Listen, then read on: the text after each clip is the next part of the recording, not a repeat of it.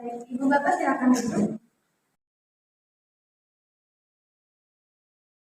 Baik, sebelumnya perkenalkan terlebih dahulu, saya Nabila, saya kader di RT 5 RW 3 di sini. Ibu Bapak, tujuannya Ibu Bapak ke sini ingin memeriksakan apa ya?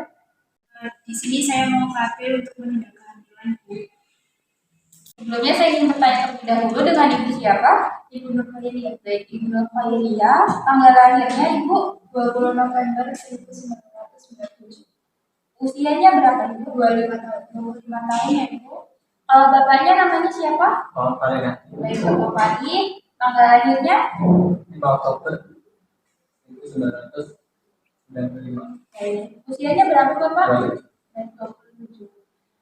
Sebelumnya saya ingin bertanya Bapak Ibu, tujuannya ke sini ingin bertanya nih. Baik, sebelumnya saya jelaskan terlebih dahulu. Di sini saya di meja 1, Ibu dan Bapak berada di meja 1 yaitu meja pendaftaran. Setelah ini Bapak bisa lanjut, Bapak dan Ibu bisa lanjut ke meja 2. Oke? Sebelumnya Bapak Ibu bisa pasang terlebih dahulu. Untuk kehadiran di sini Ibu, di sini Bapak.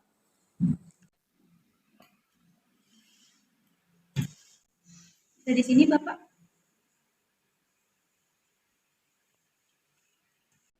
Baik, Ibu dan Bapak bisa melanjutkan ke meja 2.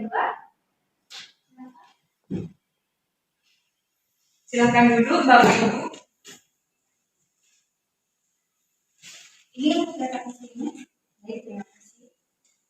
Baik, sebelumnya perkenalkan nama saya Fahri. Di sini saya KP dari RT 5 RW 3. Apakah benar ini dengan Ibu Nur Khairia dan Bapak Fahri? Iya benar. Baik, Ibu dan Bapak ini berada di meja 2. Di sini saya akan melakukan pengukuran tekanan darah Ibu dan pengukuran berat badan Ibu ya. Baik, langsung saja ya Ibu. Sebelumnya apakah Ibu mempunyai riwayat hipertensi? Tidak ada ya Ibu. Isi utaranya.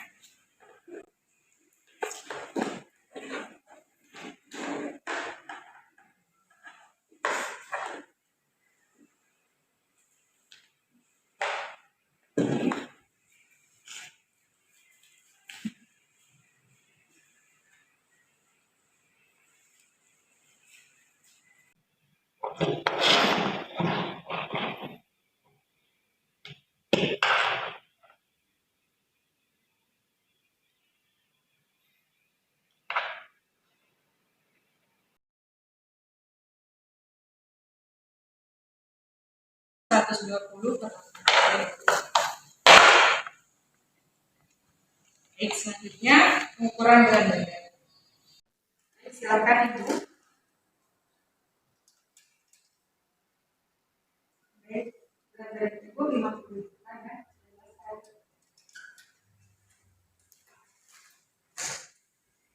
Baik, Ibu sudah selesai untuk di meja 2, selanjutnya Ibu bisa lanjut ke meja 3 ya Ibu. Yang bisa diberikan kepada petugas di meja 3. Terima kasih. Permisi Mbak. Dari meja 2 duduk ke meja 3.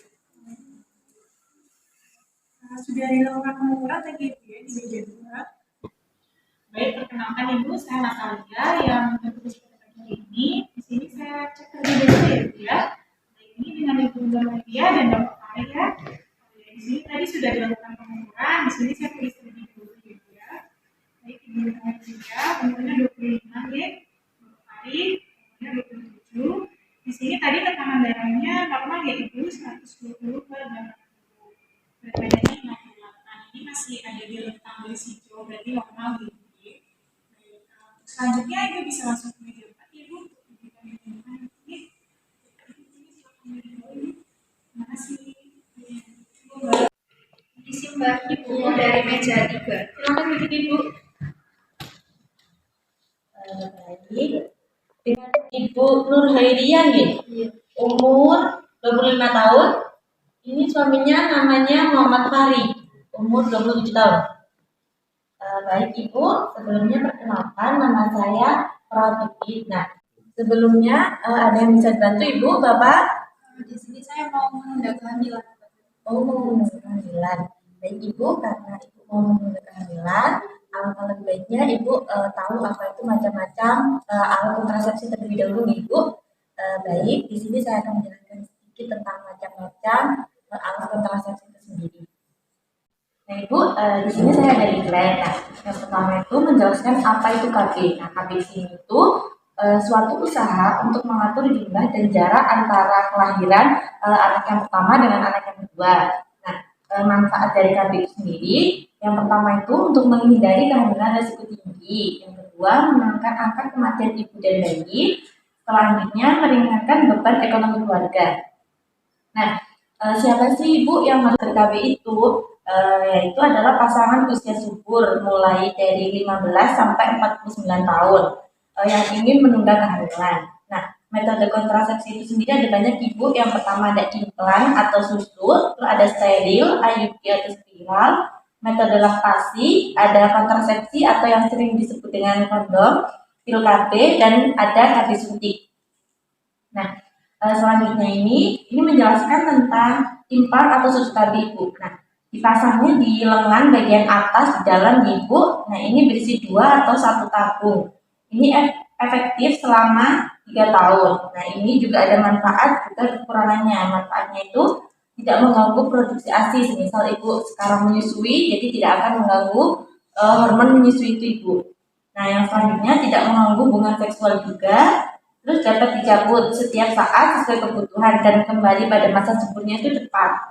Nah, selanjutnya itu kerugiannya itu dapat terjadi perubahan pola haid ibu, terus dapat terjadi penurunan berat badan. Misal nanti semakin meningkat berat badannya atau semakin menurun.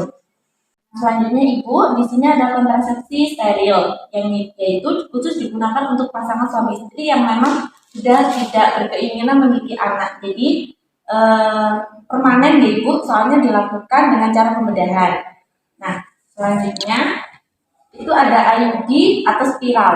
Nah, spiral di sini ditanam dalam rahim ibu itu untuk mencegah pertemuan sel telur dengan sel sperma. Nah, di sini efektivitasnya juga tinggi, terus jangka panjang juga sekitar 8 sampai 10 tahun. Tidak mengganggu produksi ASI, juga tidak mengganggu hubungan seksual ibu. Juga tidak mempengaruhi berat badan, tapi nanti haidnya itu akan menjadi lebih banyak ibu atau lebih sering. Yang selanjutnya itu ada MAL atau metode aminorelaksasi. Nah, ini metode KB yang cocok untuk ibu nifas, tetapi dengan syarat menyusui bayi secara eksklusif, dilakukan setelah melahirkan, terus juga belum haid, dan ini juga efektif hanya sampai 6 bulan ibu. Yang selanjutnya itu ada kontrasepsi atau yang disebut dengan kondom. Nah, keuntungan dari kondom itu sendiri, yang pertama efektif bila digunakan dengan benar, tidak mengganggu produksi ASI, mudah dan murah didapatkan, terus mencegah penyakit menular seksual juga ibu. Nah, tapi ada keterbatasannya juga dari kondom ini. Yang pertama itu ada efektivitas tidak terlalu tinggi, terus juga agak mengganggu hubungan seksual ibu. Nah, selanjutnya ini yang banyak digunakan untuk ibu-ibu kadang ya, itu ada pil KB. Di sini efektif bila digunakan dengan benar, tidak mengganggu hubungan seksual, terus harus diminum setiap hari. Nah, pilnya ini ada 2 ibu. Yang pertama yang itu kombinasi sama pil sama mini pil. Nah, pil kombinasi di sini itu tidak cocok untuk ibu menyusui karena memiliki 2 hormon. Nah, yang selanjutnya ada mini pil. Ini cocok untuk ibu menyusui karena tidak mengganggu produksi ASI. Tapi bisa terjadi gangguan siklus haid ibu. Jadi haidnya itu bisa lebih lancar atau melambat atau kadang tidak haid itu nih ibu. Nah, yang terakhir ibu, di sini ada KB suntik. Efektivitasnya itu tinggi, efek sampingnya itu sedikit, terus juga tidak mengganggu hubungan seksual. Nah, di KB suntik ini sama kayak pil KB, itu ada 2 macam. Yang pertama itu suntikan setiap 1 bulan sekali. Itu tidak cocok untuk ibu menyusui karena itu dapat menghambat produksi ASI. Yang kedua itu ada suntikan selama 3 bulan sekali. Itu cocok untuk ibu menyusui karena tidak mengganggu hormon menyusui ibu. Nah, jadi yang setiap 1 bulan itu, jadi 1 bulan sekali ibu datang ke puskesmas untuk melakukan KB suntik ini kalau memang mau ambil yang 1 bulan sekali. Kalau mau ambil yang 3 bulan sekali, berarti nanti setiap 3 bulan sekali ibu bisa datang ke puskesmas untuk melakukan KB suntik ini ibu. Nah, yang 3 bulan sekali itu ibu ada sedikit keterbatasannya juga, yaitu dapat terjadi gangguan haid ibu. Itu apakah jelas ibu sampai sini? Apakah ada yang ditanyakan dulu ibu? Oh, tidak ada. Baik, kalau Ibu sudah paham dan sudah menentukan ingin ber-KB apa, Ibu bisa menuju meja 5 untuk melakukan tindakan pemasangan KB Ibu. Oke, terima kasih. Ini buku dari Baik Ibu. Benar dengan Ibu Hoiria dan Bapak Haria, umur 25 sama 27 tahun. Baik, sebelumnya di sini saya akan memperkenalkan terlebih dahulu. Saya perawat Budai. Di sini saya yang akan melakukan tindakan pemasangan alat kontrasepsi. Sebelum melakukan pemasangan, di sini saya akan memberitahu macam-macam alat kontrasepsi terlebih dahulu ya. Ini untuk alat-alatnya ya Bapak. Kalau yang ini alat kontrasepsi spiral, ini ada susu, dan ini IUD. Nah, untuk ini ada pil, dan ini juga ada pil. Ini kondom, dan ada suntikannya. Dan suntikannya ini ada 2 macam, ada yang 1 bulan 1 kali, ada yang per 3 bulan ya Bapak Ibu. Nah, setelah saya menjelaskan dan memperkenalkan alat kontrasepsi, Bapak dan Ibu ingin melakukan pemasangan alat kontrasepsi yang bagaimana? saya ini lagi menyusui, mau pakai pil aja, Mbak. Memakai pil aja ya. Ibu memilih alat kontrasepsi mini pil ya Ibu. Pil ini berisi 1 hormon progesteron, yaitu tidak akan mengganggu ASI ibu, cocok untuk menyusui. Ibu. Dan untuk cara pemakaiannya, yaitu dimulai dari hari Selasa ya Ibu, dari sini, nanti terus hari Rabu, dan jika misal Ibu lupa untuk minum pilnya hari Kamis, jadi Ibu itu harus mengulang kembali dari hari Selasa ini ya Ibu. Bagaimana Bapak Ibu, apakah sudah paham? Baik, jika Ibu sudah paham, ini Ibu pilnya.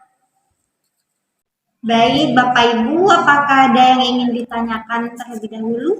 Tidak ada, Mbak. Baik, Bapak Ibu sudah paham ya untuk cara pemakaian minum pilnya? Baik, kalau begitu terima kasih atas kunjungannya ya Ibu.